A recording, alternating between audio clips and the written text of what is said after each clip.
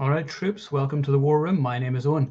So this is a slightly impromptu chat we're having tonight because me and John just watched the Michael Bay film Ambulance the other day. So we thought, you know what, why don't we just do a little chat about that?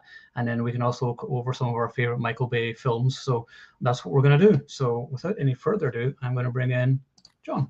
How are you? Hello, how you doing?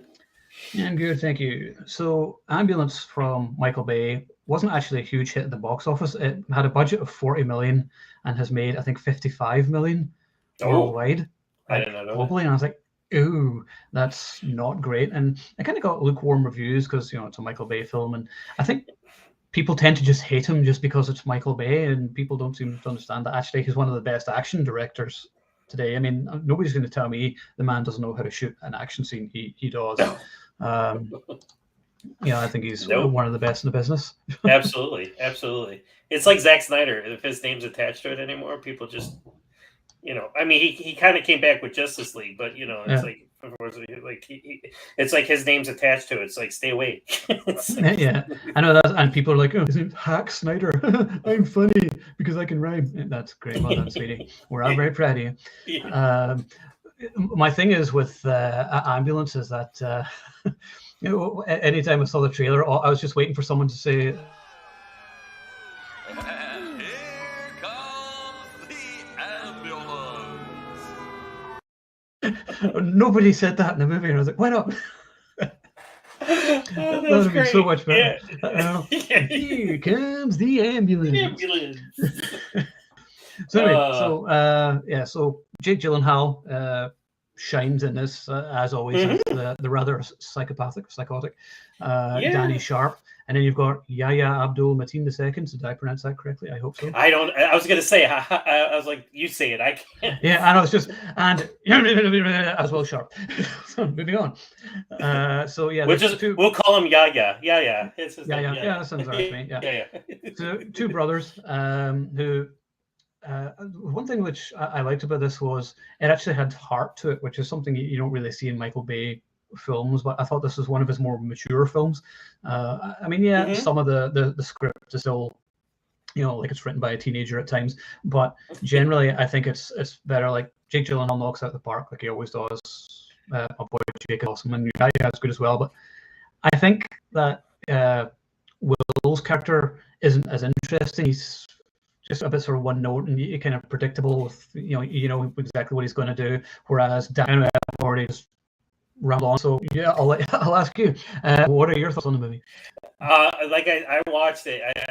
It's one of my favorites this year so far. I mean, and like you nailed it. It's like it's a Michael Bay film with some heart in it, and like Will is a little undercooked as a character, you know, and like Jake. Totally still it's kind of like Christian Bale and Heath Ledger, you know. Christian Bale, he's got this business going, you know, he's got this bank heist planning, but I just love how he just kind of his character arc, he just descends into like a rabid dog, you know, and he, you know, and it's similar to some of the other characters in the movie. And Will, I think, is the structure, like he's like the how do I want to say?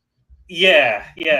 And of course, what's the actress's name that's in it? Isa Gonzalez as Cam. Isa Gonzalez, yes. And then, you know, and I love the whole. I want to just make that clear right now. So have they gone? Okay. So I was really shocked whenever Garrett Dillahunt got killed off so quickly.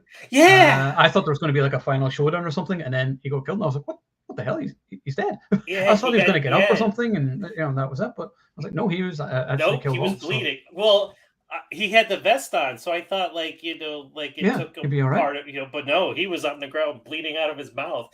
I love that part. It was unexpected, you know. So I dug that totally. So I managed to not be predictable. I mean, you kind of knew the way Will was going to go as a character. Like, okay, this guy is not a criminal; he's just a desperate man, and that's what it is. He's trying to pay his wife's bill. That's the thing. You're immediately on his side because his wife is sick, and I like those opening scenes where you see him on the phone, almost begging with people to listen to him, and this is something, you know, we can all relate to, particularly over the past couple of years. Me, yeah. Yeah, yourself as well, of course. But so that immediately gets you in, so you care about him as a character, so you're on his side. and then things just go from bad to worse for him, and you're sort of like, oh god, how is he gonna get out of this? But he does, kind of. Yeah. I thought it was going to have a worse ending than it did. I'm just going to go that route. I thought they were both going to die. Yeah. Yeah.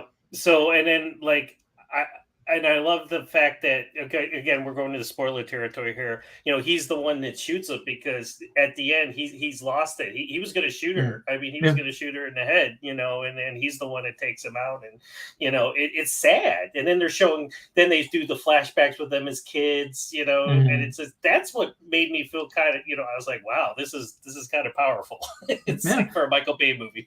Yeah. We already said spoiler alert, gramophone recordings. You said at the beginning, you were warned. Yeah. You have been warned. You have been warned. Yeah. So, you've interrupted me, Alex. Damn it. Yeah. What was interesting is that Isa Gonzalez's character. I know Michael Bay has been accused of sort of sexualizing women in his movies before, but in this, I didn't think that was the case. I thought she was a strong, kick-ass woman out to save Pop's life and whatever, but she was believable and felt very human at the same time. So I thought he did, better that way. But what we need to talk about is the drone camera work in this movie, which gives us some of the most awesome action scenes I've seen for a long time, just going under cars and stuff like this, and it's just so cool. Yep. And the sweeping shots over the buildings, and it comes down into the streets. It just kind of takes you into the movie. The first time it happened, I was like, "Whoa!" Because I was watching it on my big TV. And I was like, "That was just an awesome shot." I was like, And when you did more of that sold it too in terms of the action set pieces. Oh yeah. And it's well paced too. I mean, it's never boring. I mean, it takes a little while for the action to kick in, but it's just getting the characters and everything established, and I'm never bored with it. I mean, it's 2 hours and 15 minutes long, I think, and I didn't feel it. No, so that was good. So, and it's funny, Michael Bay himself has said, and he complained about some of the CG in this film. He's like, the CG is awful, and I was like, I didn't even notice any CG. I did not. I'm the first to bitch about it. Yeah, I would bitch about it more than anyone because I'm Captain. I hate CGI, but I was like, no, there's nothing there that jarred me. All I was thinking of was this is an awesome little action movie, and I will be buying it on 4K for sure. Oh, absolutely. And I love the initial bank heist. It was kind of like it was like a mini Heat scene, with them out on the streets and everything. So that was kind of great cool show in the street, yeah. And it's so cool, like they all get killed except for the two of them. And I love how I love the one kid. He's like who goes into a bank heist wearing Crocs or whatever, and that kid gets run over. Yeah, it's like that's what you get for wearing that. That was a very sort of Michael Bay sort of mean-spirited scene right there. It's like if you're wearing sneakers, you could have ran away. Exactly. That's the thing. But then you see his legs, and they're turned outward. He's like, "What happened to my legs?" It's like, I love that part. So, did he die or was he just crippled? I think he died. I mean, he looked pretty dead. At first I thought it had like almost cut him in half or something, because that's what it looked like to me. But then they showed them and his legs just looked like they were turned out. So I don't know, who knows? It was like he was so unimportant they didn't even go back. It's like, who cares what happened to that guy? It's like, fuck that guy.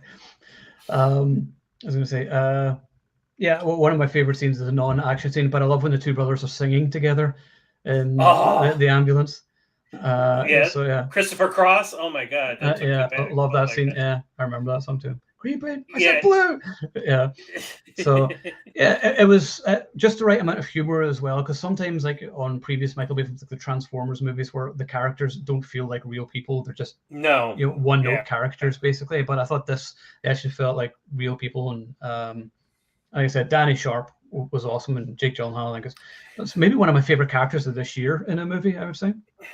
And I like how Isa Gonzalez, she was damaged too, because she was going to be a doctor, she had a boyfriend, then she got hooked on speed, and then she's got that. So everybody in this movie is like damaged, even, and I thought that was, I mean, it's not cool that, she had that bad past, but it's like, it was cool that, she was more than just a pretty face, as you were saying before. is very much of today, where everyone is damaged, and you don't get out of life scot-free, basically.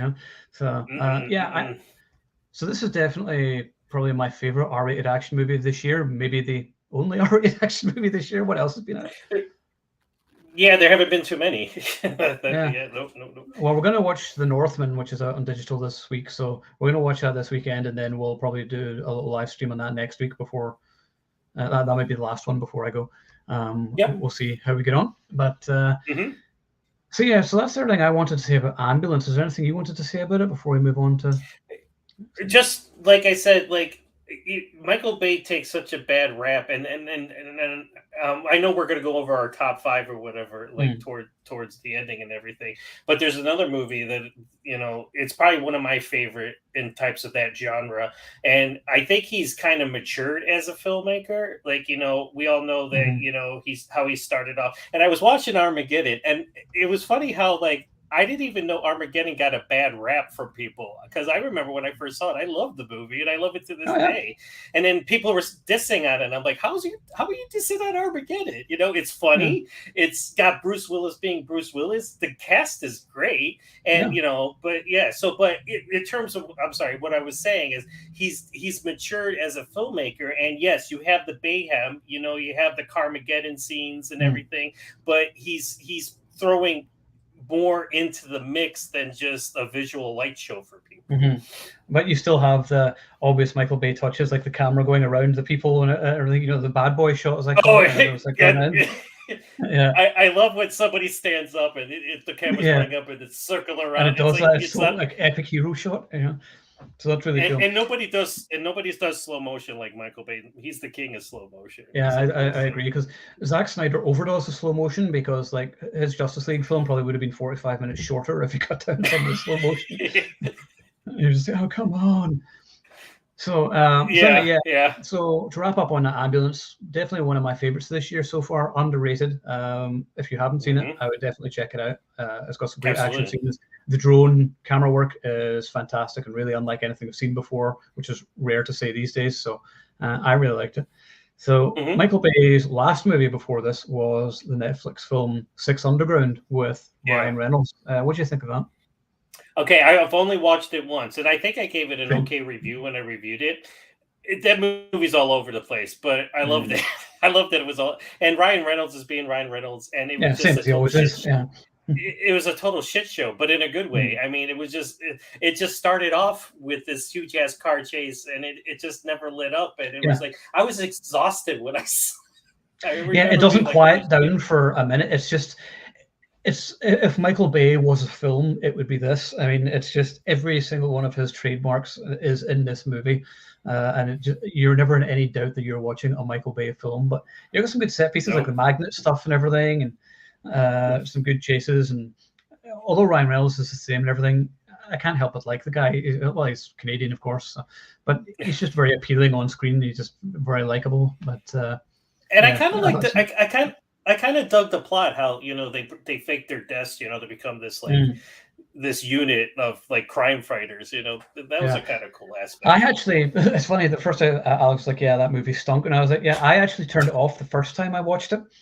Okay. And it was funny. I was watching it on the plane, and I think it was the last time I was going back home, and I was watching it, and it was just so noisy, and I was under the headphones in the plane, and I was like, this is giving me a headache. I can't do this. I turned it off, and then I watched it again, and I liked it a bit more. But it's not one I plan on really watching again. I didn't love it. I was sort of it has its moments.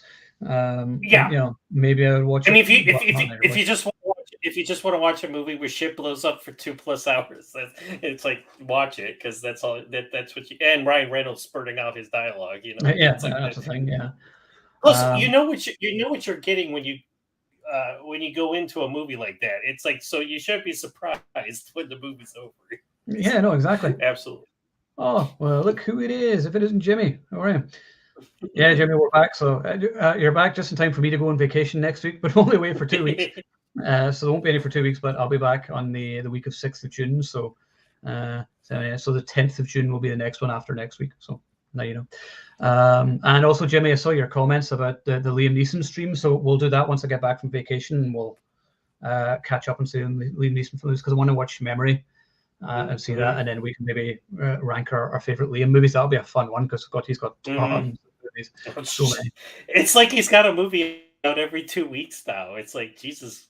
Yeah, it's like January, February is Neeson season, as I call it, and it's like that's always whenever you've got a Liam Neeson film coming out. And wasn't he supposed to retire from doing action movies? I remember him saying that. It's like, yeah, not yet.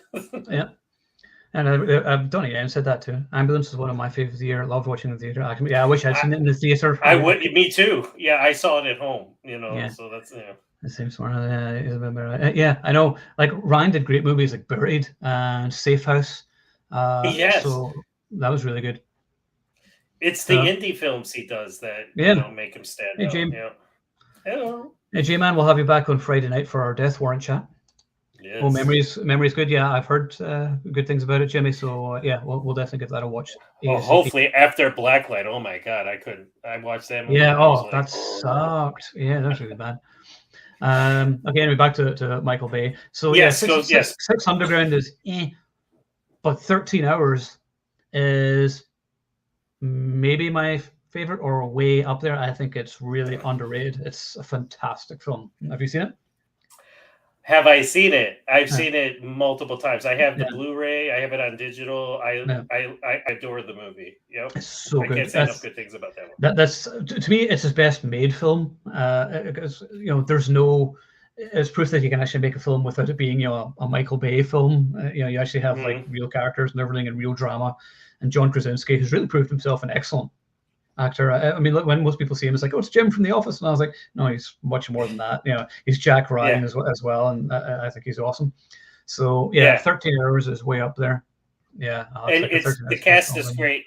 Yeah, James Badge Dale, he's awesome in it. Max Martini, who I loved in The Unit, he's awesome in it. Pablo Schreiber, who we were just talking about before the show, from Halo, who's in Halo now, he's awesome in it. And I forget the other two guys' names, but all the guys, and they do the real people justice, and that's the whole thing with this movie, because there's some people who view this film politically, and that's not what it's about. It's not about what Hillary Clinton did, and it's not about how they effed up and let these guys alone. It's about the guys and what they did when the shit hit the fan, because when everybody was running the other way, they ran that way, and that's what the movie's about. Yeah. So definitely one of his best films, if not his best. Now, Pain and Gain came out in 2013.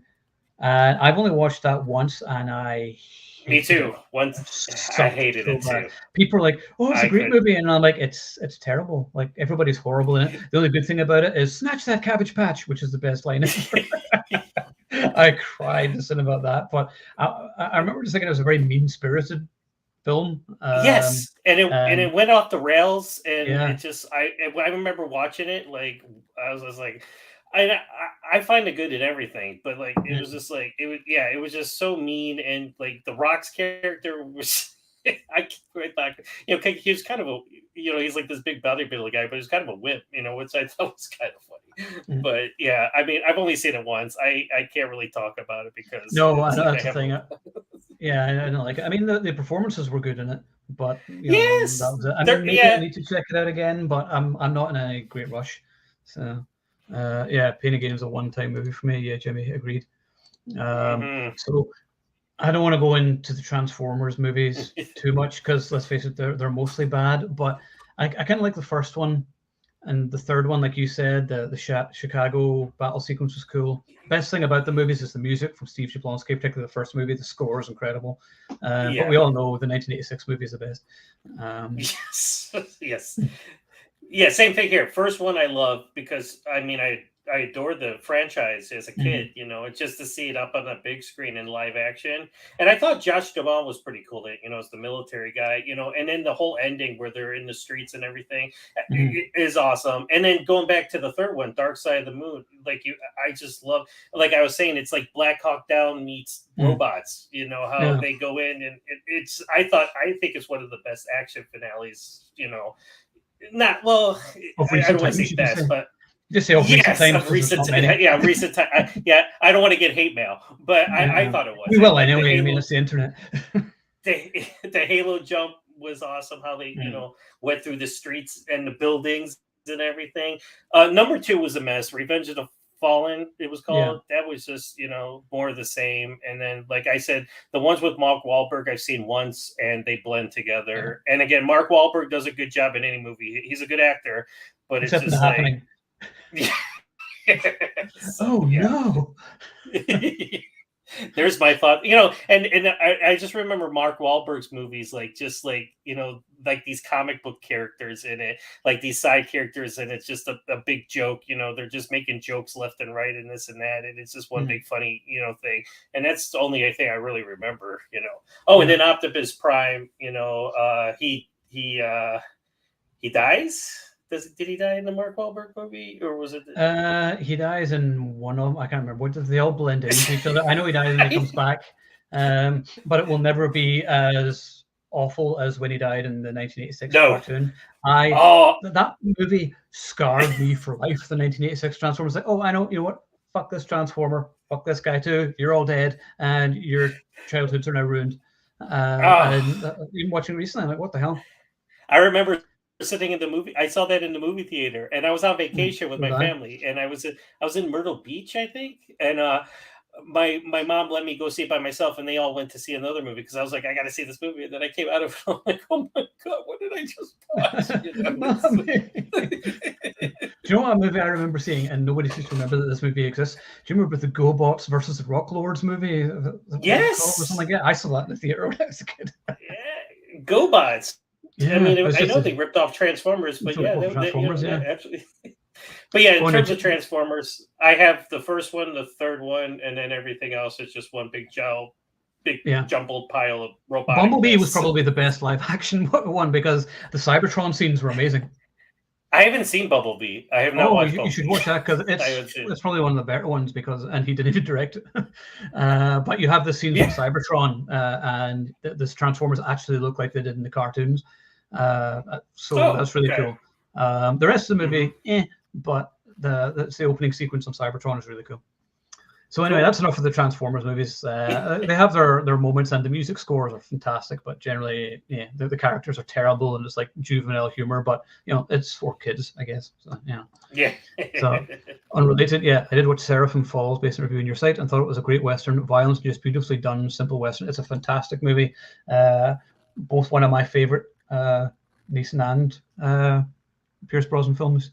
Brosnan, yeah, definitely worth watching. So that would definitely be on the Neeson list for sure whenever we talk about that. Now on to one everyone hates this movie, The Island. I thought The Island was cool. It's kind of like The Prisoner. So did I. And it's Scarlett Johansson looking hot. Like what's that's like. And Ewan McGregor. And I like Ewan McGregor. Ewan McGregor's he's solid, And then of course it had your trademark. It had your trademark Bay action, It wasn't. I don't think it was as bombastic as like the Transformers movie. No, he was trying to move away from that with it. He was trying to do something sort of a little different. Yes. Well, this was before he did Transformers. He was trying to sort of get away from doing just the action movies, but it still has some great action in it. Like the showdown and the flying motorbike things and everything at the end was cool. And then you got Steve Jablonsky's score again, particularly the track "My Name Is Lincoln," which is a fantastic piece of music. You got Sean Bean and Jimon Honsu. Oh, Sean Bean! I love Sean Bean. Yeah, Sean Bean as a bad guy. What a surprise! Who do think it? So it's funny. Sean Bean dies in everything that he's in.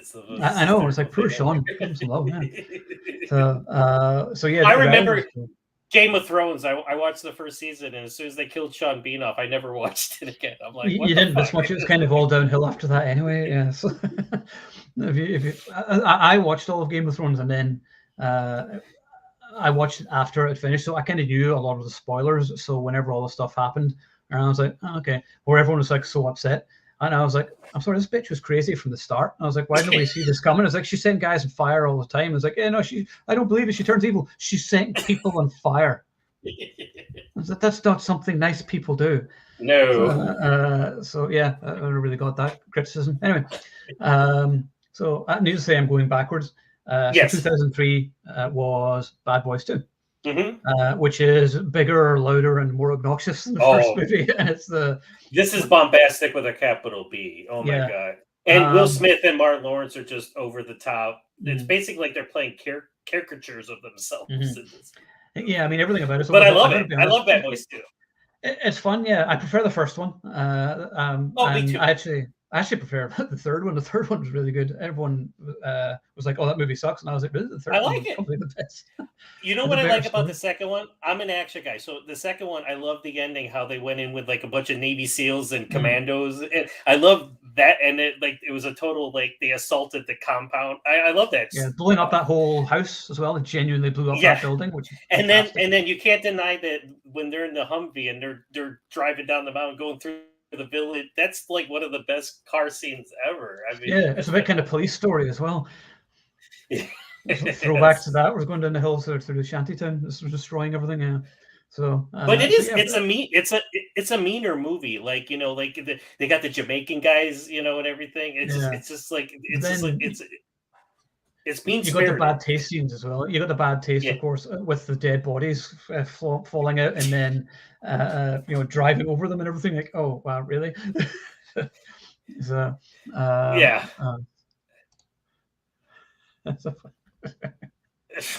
I know. Who'd have thunk it? No, it's just strange. Right. Imagine that. Yeah. Now he's never going to make another movie again. God forbid. Oh my God. Oh yeah, he's cancelled now. Yeah, he's done. So it's so annoying because like I wrote a huge retrospective on I Am Legend like 2 days before the Oscars, and I was like, oh fuck, delete. So I was like, yeah, I'll maybe do it again someday, but you didn't delete it, did you? No, it's just in drafts. I'll do it at some point. Bad Boys 2, one of my favorites from the 2000s for action music. Yeah, feels like a product of its time, but love the over the top action. Yeah, I'll take it. It's fun. It's funny, and it's not boring. And I love the ending. Like I said, the finale where it's like the finale is something that Arnold Schwarzenegger or Sylvester Stallone should have been in. That's how I compare it to. So so I loved it. I love how they come out of the ground. They come out of the ground with the machine guns and everything. I love military stuff. I love Navy SEALs, so like when they're all tacked up and everything, I was like, oh, this is cool. And that's what I like about it. I know it's simple. Oh, but that's fine because every single one of the films pretty much has the silhouette of the helicopter with the sun behind it. That's like his trademark thing. It's like, no, you need to have a silhouette of the helicopter, the military point. Yes. So that's awesome. Yeah.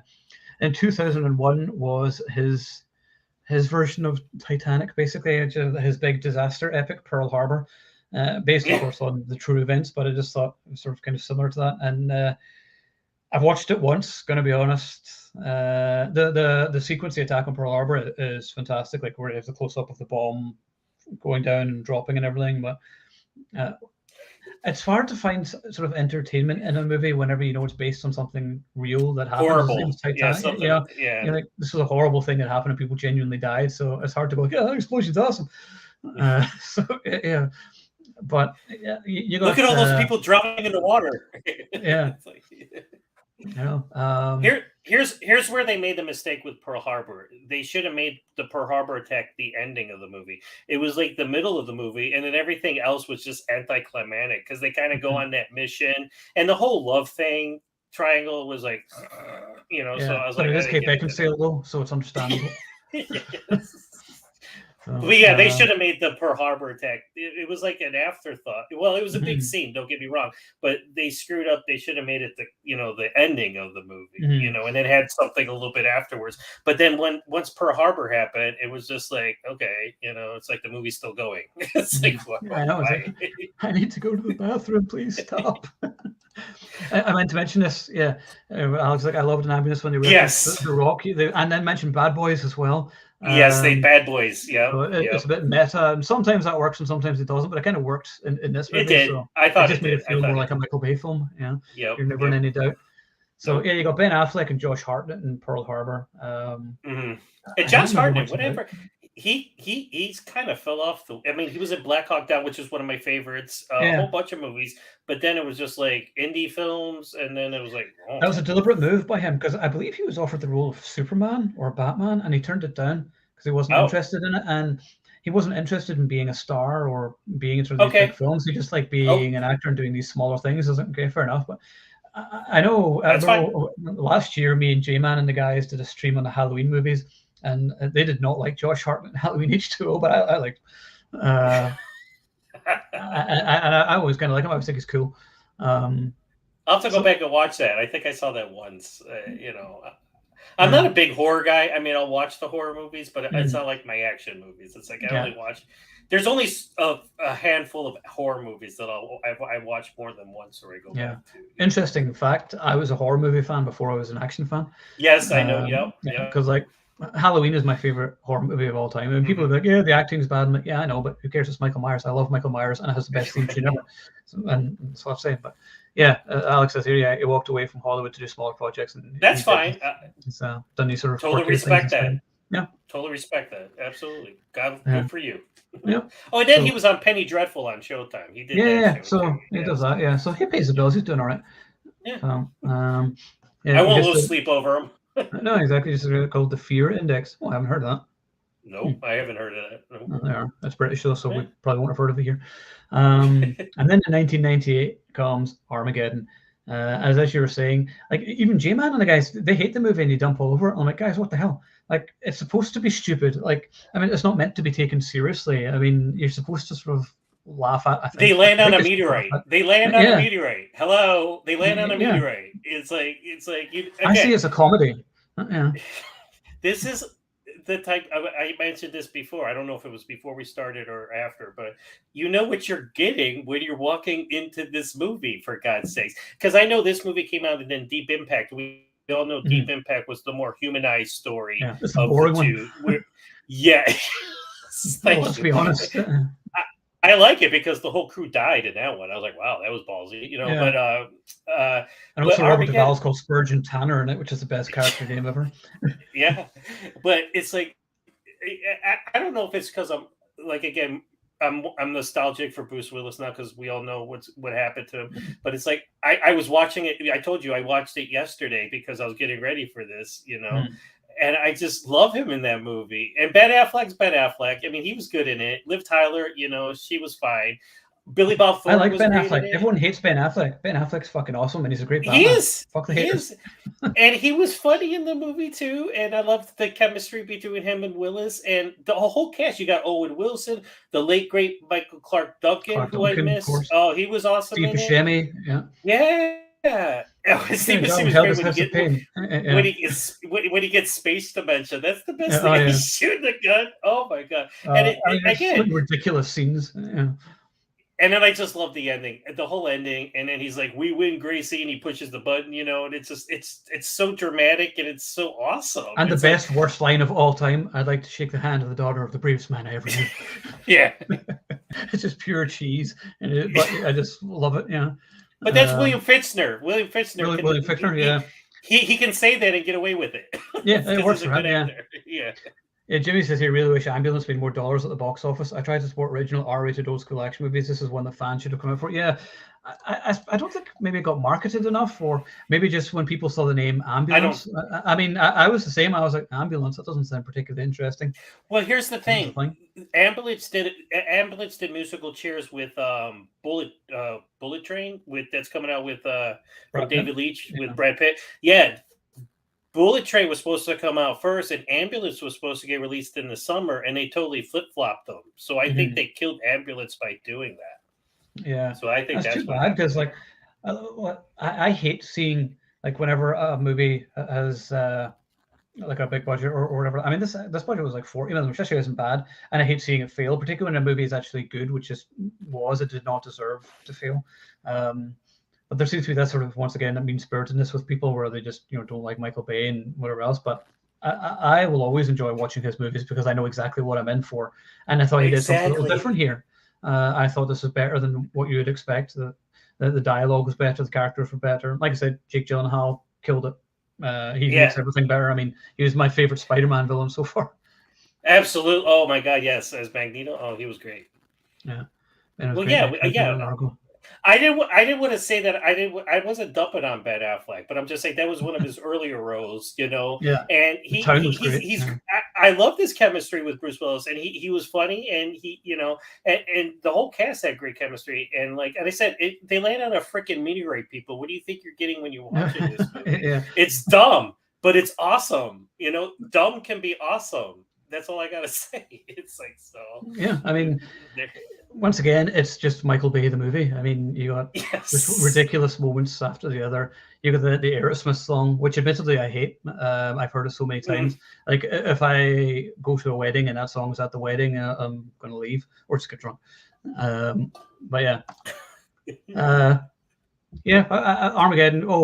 Great score by Trevor Rabin. I love that main theme. The electric guitar theme is awesome. That's why I like it. And like I said, I didn't know like it had a bad rap for like the longest time, and I was like, wait, Armageddon's a bad movie? I'm like, I saw it twice in the theater for God's sakes, and because I was all about Bay, in the heyday, and like I said, Willis is great at it. It's like he's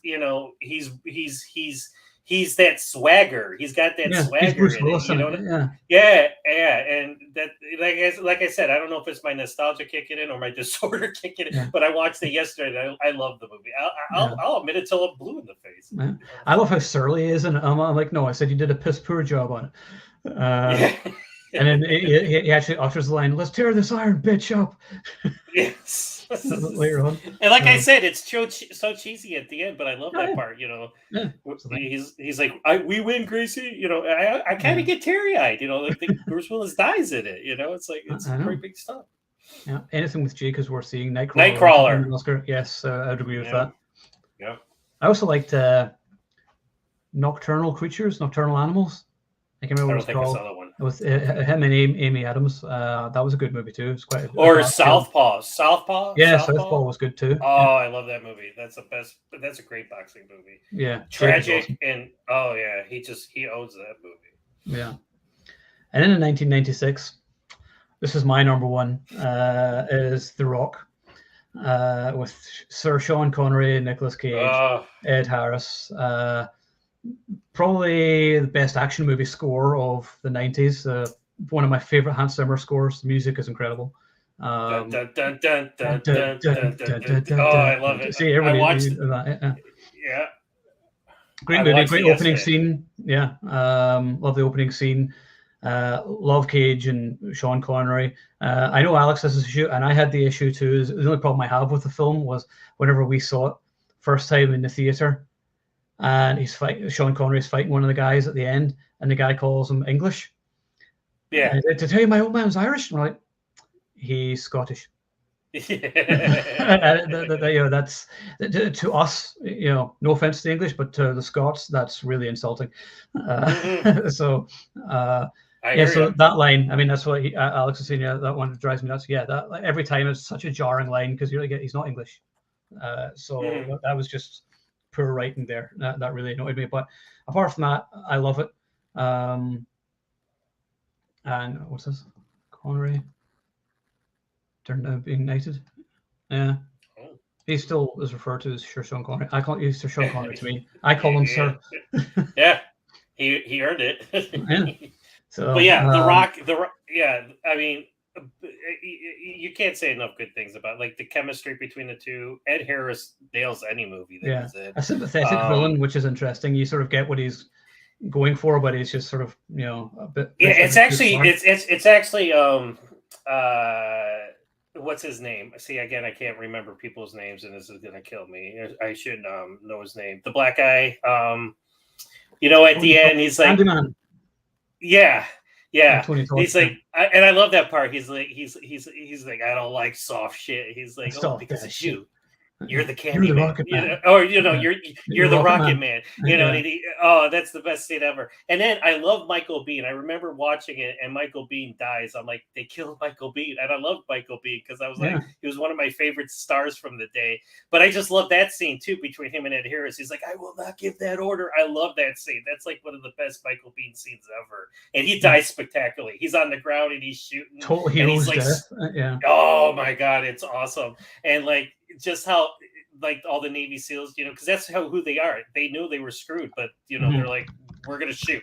So, and actually, Marshall Teague's in it, and I interviewed Marshall Teague a little while ago, and I'm gonna interview him again because the first time I talked to him, I only talked about like obviously Roadhouse and some of his other movies like Special Forces and The Walker, Texas Ranger. But now I'm going to talk about Armageddon, and because he was in Armageddon, and of course he dies in Armageddon too. He flies the other space shuttle that gets totally punctured with. That's right. Yeah. Yeah, and then he's in this one. You don't see him a lot. He has a couple lines, but yeah, I want to talk to him about this one and working with Michael Bay, so I'm really excited about that. But yeah, it's the best thing ever. I mean, like, you know, this is Michael Bay doing what he did best. And again, you have the Carmageddon, you know, you have the chase through the streets of San Francisco. A great chase through this, you know, and I love how they don't even go to the Rock until like halfway into the movie. Mm-hmm. You know, so it's like two movies if you think about it, you know, and yeah, so and then who we forget that Nicolas Cage was the biggest box office draw there for a while. He was, you know, he still is a great. Yeah, he had the whole Trinity then. Con Air, The Rock, did. Yeah, he had Con Air, he had The Rock, Face Off. You know, it's like he was box office gold for a while there. Yeah, and I just love like his interactions with Sean Connery, like, you know, where Sean Connery gives the thumbs up, and he's like, okay, he's like, what does that mean? It's like I just love him in this movie. I love. Let's cut the chit chat. Ayo. He's like, I just want to find some rockets. When the name of Zeus's butthole. It was just pure Nick Cage at his shouty best. But you also got a great supporting cast as well. You know, like John C. McGinley, Gregory Sporletter as Captain Fry, who just looks insane in this movie. Just like these like wild eyes. He's like, that's bullshit. That's bullshit, Captain. He guy just seems nuts. You got Bokeem Woodbine as well. Bokeem Woodbine, yep. He's always good. And David Morse, he was always a David Morse is always good. Yeah, he's just one of these people who doesn't seem like he's acting. He just seems like he's, you know, that character. You know, just it's natural. Yeah, it comes exactly. It comes natural to him. Yeah, and I watched it yesterday, and I'm like, I just, you know, I reiterated how much I love that movie. It's just one of the best '90s movies ever in terms of action. Connery was knighted by the Queen in an investiture ceremony. The Hollywood passing in. Yeah, well, there you go. Yep. So, love everything about it. William Forsythe, of course. The great William. Forsythe. How can we forget about William Forsythe? Yeah. Oh, yes. Yeah. So and he actually plays like he actually plays guy. Like a cool. Yeah, he's a cool guy. You know, he's an FBI agent. You know, and like I like the ending. You know, where he's like vaporized. You know, and he just smirks. You know, it's like he was actually playing a good guy. You know, because we all know his forte is like playing wackos and. You know, and people call Richie. Didn't you talk to him? No, William Forsythe. No. Okay, who did you talk to? Who did you talk to? Somebody, and you said it was one of the most uneasy interviews that you've ever done in your life. Who was that? Not to put you on the spot. I thought it was William Forsythe. Stephen Lang. Okay, that might have been it. Okay, I thought it was William Forsythe. That was due to the worst set visit of all time. My one and only set visit, but I won't tell you about that story. Another time. But I thought it was William Forsythe. That was my bad. No, I would love to. I've always wanted to interview William Forsythe, but it's never happened. It will at some point. Mm-hmm. Mm-hmm. So, but yeah, anyway, the Rock has just so many good scenes. Like I said, the music, the action scenes. Love the banter. Like losers always whine about their best. There's just so many iconic. Which of course that line is mentioned in Winners Ambulance. Go home and fuck the paw. I mean, how can you not love that? What's interesting is that you have the Scottish guy saying that, and I was like, yeah, we don't have the prom in Scotland, so he probably wouldn't know what that was because I didn't either. I was like, until I moved to Canada, I was like, what the hell's a prom? Plus, wasn't he in jail for 30 years? It's like, how would he? Which is that, yeah. There was an interesting video I saw on YouTube once about The Rock, and it said it's definitely a James Bond movie, and that he's James Bond, and that's him like years later. And I was like, that would be a cool twist. It's not the case, but I thought it was a fun idea. It's not. Yeah, he's SAS. We all know that. But yeah, you can't say enough good. Like I said, you're an action fan. The Rock is one of your loved movies of all time. It's like we could sit here and talk all day about The Rock, but you know, we have to move on. Tarantino wrote the prom queen line. Did he? Tarantino was good at doing that, like particularly in the 90s, because he wrote some of the dialogue in Crimson Tide as well. I remember it was a Silver Surfer conversation in Crimson Tide, which I think he wrote. So yeah, he always just sort of had that little sparkle of pop culture dialogue to the movies. So yeah, The Rock is awesome. And then he's done tons of music videos, obviously, but his film debut was Bad Boys in 1995 with Will Smith and Martin Lawrence. And I really like Bad Boys. The music score is great as well. Trevor Rabin and Mark Mancini, I think, has a good theme tune. Mark Mancini didn't do much after. He did like Speed and this and like a couple of other things, but he really hasn't done much since then. Like Speed is one of the best action movie scores of all time. I would have thought he would have done tons. Oh yeah, oh absolutely. But yeah, Bad Boys is the creation of everything Bay. You know, it's the creation of the sweeping shot of them looking up at the characters. You know, we were talking about that. It's the birth of Armageddon. You know, it's Bayhem. You know, it's like, and you had two great leads who they weren't even originally supposed to be in the film. If I'm correct, again, correct me if I'm wrong, but I think I remember reading where it was supposed to be somebody else, and then they went with these guys, and the rest is history. You know, with Will Smith and Martin Lawrence. Mm-hmm. Yeah, maybe I can't remember. Normally I do research and look into these things beforehand. Yeah, I did all of my art tonight. So, but yeah, I still like the two characters though. But I got to be honest, I find I have to be in the right mood for Martin Lawrence. I find his character just mostly annoying. Yeah, I thought they toned him down a bit for the third one, which is why I like that. He was sort of less whiny. Well, Martin Lawrence is kind of like Eddie Murphy back in the day. He had the shtick, and you know he has to do it. You know, he has to be like that, or else you know he's not doing his job. I guess you know. But I still like the chemistry between them. Yeah, you know, for John Lovitz and Dana Carvey. I'm glad that didn't happen. Thank you. Okay, yes, there you go. See, I remember reading something like that. So, yeah, and you got Tia Leone in it, of course. I liked her in that.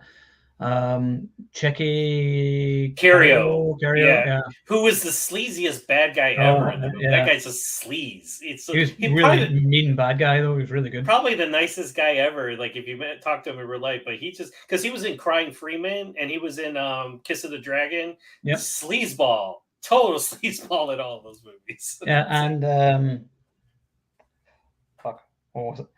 Wasn't he in La Femme Nikita? The original La Femme Nikita, I think he was. I think he's.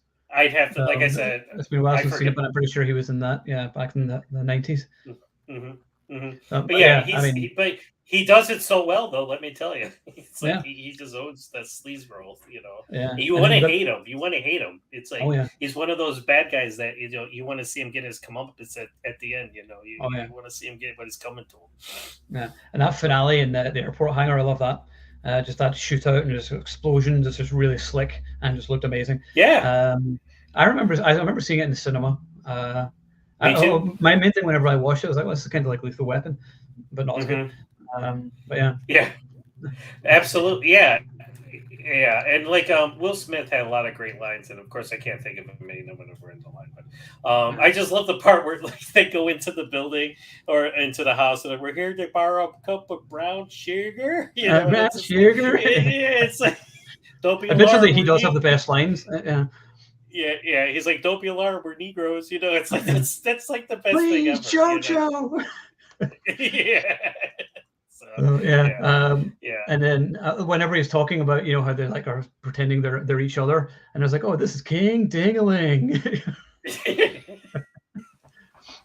didn't know it, you would swear Gone in 60 Seconds and Swordfish were Bay movies. Yeah, absolutely. Yeah. If Bay had Gone in 60 Seconds, he would demand more than one car chase. Yeah, true. Absolutely. I like Swordfish. Or more cameras capturing this car chase. 15 cameras. Cameras. Yeah, I remember Swordfish got dumped all over, and if I remember, didn't it get pulled from cinemas because it happened just around 9/11 or something? It was released. Something, and I think it got pulled. I only know it's infamous because Halle Berry got paid $1 million to show her for that scene. That's why I own it on Blu-ray. So you can see it crystal clear. Yeah, and that's why it's the greatest movie of all time. Yeah, it's like, oh god. Yeah, You know, so, John Travolta and Hugh Jackman, right? You know, it's like how can you beat that cast? And plus it had a pretty solid action scene in it too. Yeah, the bus scene, the bus hanging from the helicopter at the end. That's awesome. Yeah. And so that cool bullet time explosion at the beginning. Remember, it's like the slow motion. That's awesome. I'm meant to watch it now. Yeah, it was about 2 months before 9/11. Yeah, that's right. And then that happened, and then it kind of just sort of got disappeared, basically. But because I remember seeing some people saying on YouTube once, bloody YouTubers, and saying, he said, "Oh yeah, Swordfish is one of the worst films of all time." And I was like, "Well, you need to watch more films, dickhead. Just you haven't seen all the shit I have to watch on a regular basis. Yeah, will you watch my indie film? It's filmed with this potato. Yeah, no thanks. I'd rather not." So yeah, so I'm going to rank my top 5 Michael Bay films. Then number 5 was hard because I was like, I couldn't decide. But number 5, I'm going to say, is Armageddon. Okay. I really liked Armageddon. I thought it was a good time. Number 4 is The Island. Number 3 is, I've kind of cheated here. Bad Boys 1 and 2. I couldn't say, I had them both. And number 2 was 13 Hours, and number 1 was The Rock. So that's my top 5 Bay films. Unlike the other night with Walter Hill, where I couldn't really decide what my favorite film was. I was just like, I love them all. But with these ones, these are like the only films of his that I actually will watch. So yeah, I am happy and confident with that. I'm sure I'll get abuse for it, but who cares? So what's your top 5? I'm really gonna like throw people for a loop because I'm actually gonna put Ambulance in it. I'm gonna go for number 5 with Ambulance. Like I said. Oh shit! I should have put Ambulance at number 5. You can do yours over again if you want to. It's like, but yeah. So yeah, I'm gonna put Ambulance, and again, number 5 probably because it's so new. I've only seen it once, but it's such a good movie. And like I said, it's showing Michael Bay kind of grow as a filmmaker. You got the Bayhem, but you got heart, you got story, you got some good character arcs and everything. Number 4, I'm gonna go Armageddon.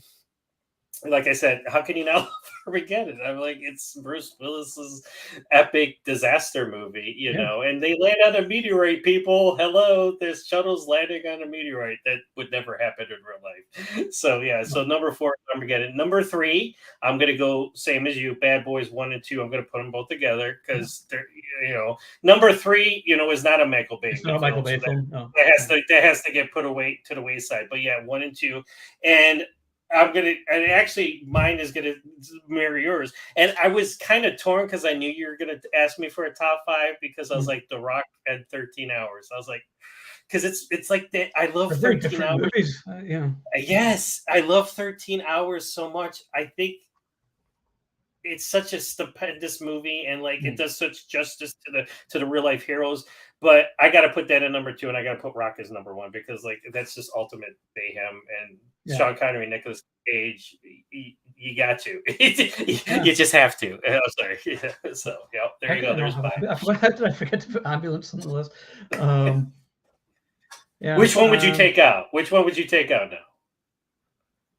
The Island? See, yeah. There is no island.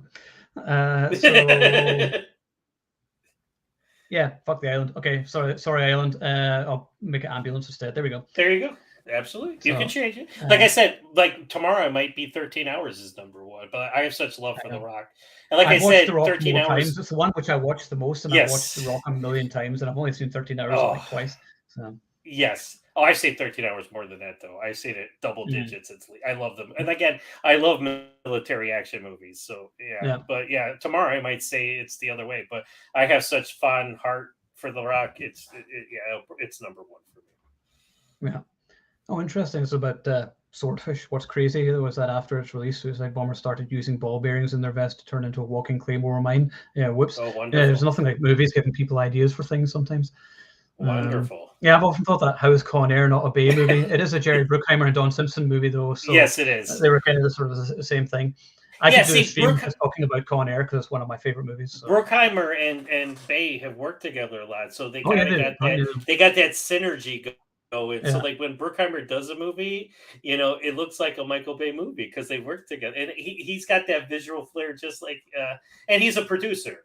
He's not Bruckheimer is not a director, so he produces. So but he puts his stamp on it too. Yeah, so that's why you think like all these movies were Michael Bay movies, because Bruckheimer, is responsible for them too. Mm-hmm. The thing is, have you ever read the book, Don Simpson? It's like High Concept. No, I haven't. And it's about his life. God, what a life he led! But it's just great, juicy gossip kind of book. But it's all about his life and all the things he did, all plastic surgery and stuff. And I think I read it in like 2 nights. I couldn't put it down. So yeah, wow. High Concept. And okay, I can't remember what the full title is, but I had it a few years ago. And it's a really good book. So if you're a fan of Don Simpson and Jerry Bruckheimer, definitely worth reading. Yeah, you should definitely check it out, Adam. It's really good. Right, this is actually annoying me. I need to find out the full title. High Concept. I think it's Don Simpson and the Hollywood Cultures of Excess. Oh, yeah, cool. So that was really good book. I have it on hardback somewhere. I remember watching The Rock, and at the end it was dedicated to him. I'm like, he died. I was so like, oh. It's because Don Simpson, Jerry Bruckheimer. You saw that at the beginning. Oh yeah, it was always a thing. Yeah. And I was like, oh, he's dead. I'm like, that's a bummer. So yeah. Do you remember him in Days of Thunder? Yeah.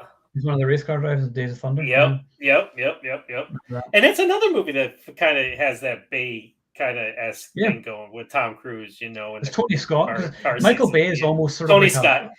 A modern Tony Scott kind of stylistically. Tony Scott was a better director, though, obviously. And again, I can't believe Tony Scott's not alive anymore. Oh my God. I don't think I've ever been more devastated to hear of someone dying as a Hollywood person than I was Tony Scott, because I worshipped at the altar so many great movies. So many great movies from that. In fact, we should do a Tony Scott tribute one at some point. There you see, we're making it up. But it's like, you can't be a movie fan and not be a Tony Scott fan, and it's just like you have to at least those movies. There's so many movies he made that were great. Mm-hmm. Tony Scott, as a filmmaker, is like Patrick Swayze as an actor. I can't believe Patrick Swayze's dead. To this day, I'll watch a Patrick Swayze movie. I'm like, he's dead. I can't believe he's dead. It's like it's like that for Tony Scott. When I watch a Tony Scott movie, it's like, I can't believe it. Yes, my contradicting my thunders. Probably. Yeah, that's literally what the book is like. It's all these kinds of stories. I'm not going to say live because we'll get banned from YouTube, but it's just some of the stuff. It is crazy. Where would you put the Meatloaf video? It's a good one. I saw that. I was going through his IMDb page, and I'm like, oh my God, he did all these. It's like, I know he does a ton of music videos. It's actually really good. I guess you gotta get your start somewhere. So he perfected his craft with Meatloaf.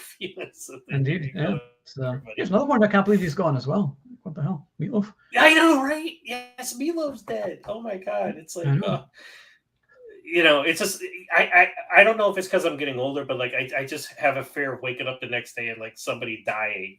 That is so instrumental to my movie, history. It's like I can't take it anymore.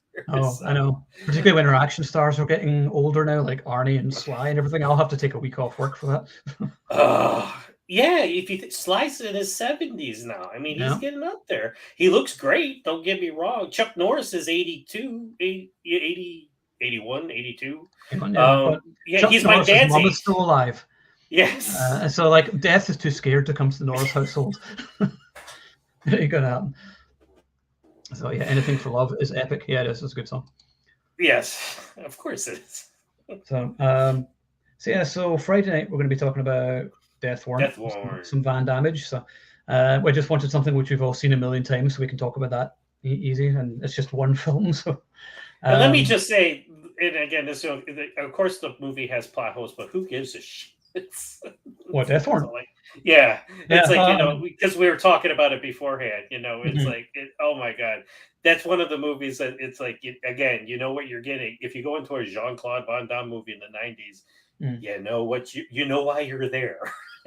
I didn't, because it was the first movie I watched. My cousin Patrick had these movies on VHS, Death War was the first Van Damme movie you saw? It was over. I was on holiday in Ireland, and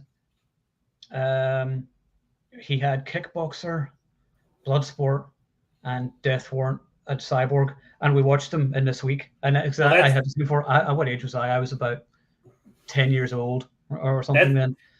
That's the Holy Four right there. That's all of his first beginning movies. But I'll never forget. And again, I know we're going to talk about this on Friday, but I'll never forget opening weekend.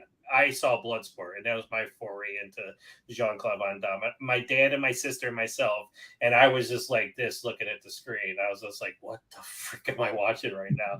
And in a good way, like when he's doing the kicks and everything. Yeah, I'll never forget it. It was like he rejuvenated the martial arts genre. And again, we'll talk about it more on Friday. But he was instrumental in getting the paddles, and shocking the martial arts genre back then. So there you go. So Adam is asking, is my Commando poster the Let's Party one? No, it's the Somewhere, Somehow, Someone's Going to Pay.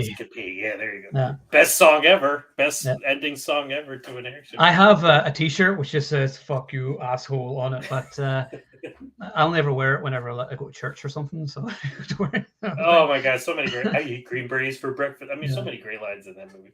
We've never done a Commando one. We need to do Commando at some point. I mean, just quote that for basically 2 hours. Well, I was listening to Charlie's. They did Commando a little while back, and I've been listening to some of his stuff. He's got a good thing going on over there. And but every time I listen to it, I just want to jump in and start talking to him because I'm like, oh my god! And they were talking about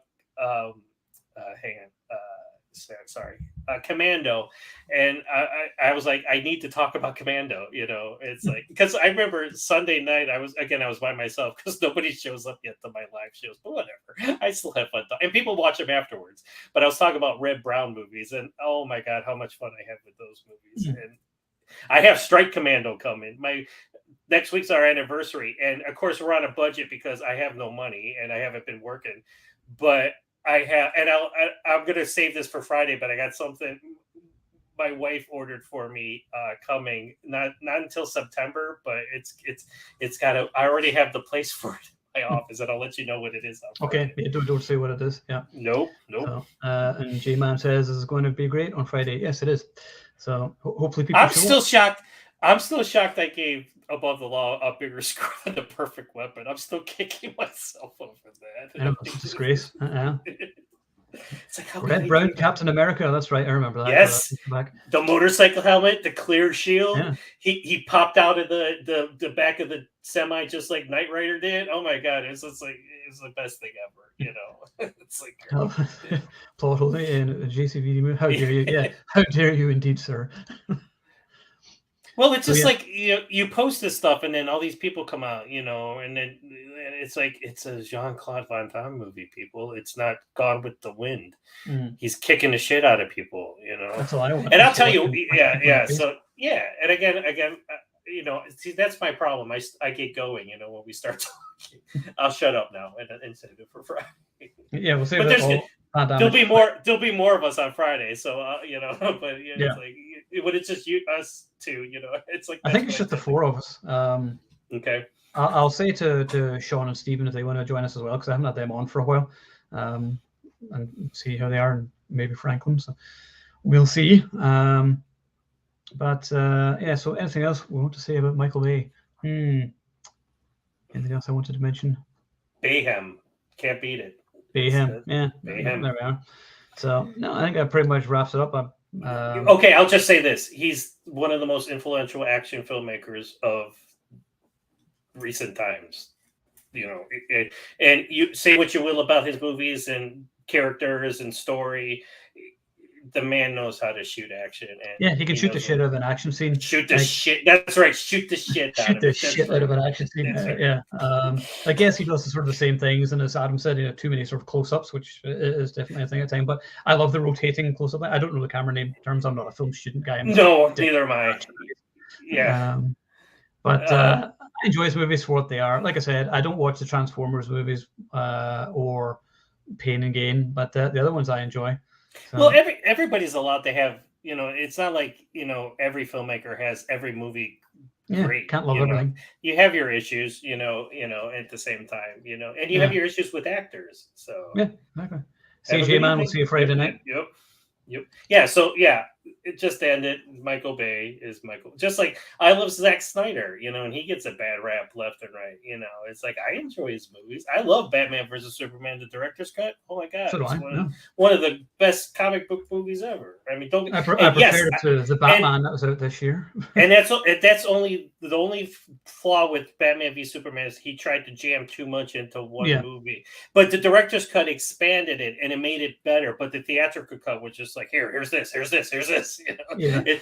It's a Man of Steel sequel. It's a Batman movie. It's a Justice League they pushed too much into it at once. You should have had Man of Steel 2 first, and then done that, and then Justice League or whatever. Done the individual movies first. They tried not to copy Marvel, even though really they should have just done that. Exactly, and that's what I was going. It's like Zack Snyder and Michael Bay. They take their lumps, but they're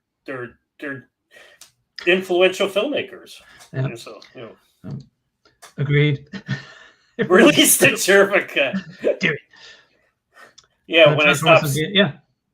There's some destruction, so there's some definitely great action scenes. Okay. In the movies. Yeah. Every Transformer movie I watched, I did not come out of the movie going, "Oh my god, this sucked." I mean, it's a Transformers movie, but it's like some I came out and thought it sucked. The second one I thought sucked.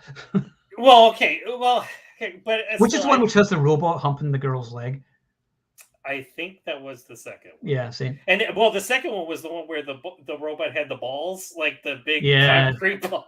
Devastator. Yeah, I remember thinking that, and I was like, although I think it did have Isabel Lucas in it. I interviewed her a couple of years ago, and she was lovely. Oh, okay. Oh, there we are. Yeah, well, there you have it. Oh my god, I'm way behind interviewing people. I mean, I think I have like all this whole thing, and then you tell me I interviewed this person. I'm like, shit. I'm like, damn. It's like. I know I'll do some more interviews whenever I get back from holiday. I'm just not sort of doing any at the moment because it's too much work. But I mean, nobody cares. So we'll finish up there. And I enjoyed our little chat. And hopefully we'll see you all Friday night when we'll be talking Death Warrant. And then next week we'll do The Northman at some point, maybe Monday or Wednesday or something. And then I'm going to bugger off on vacation to see you all in June. Yeah. All right, so thanks all for watching. Remember to like and subscribe, and we shall see you Friday night. And if you are watching, you are the action elite. Good enough.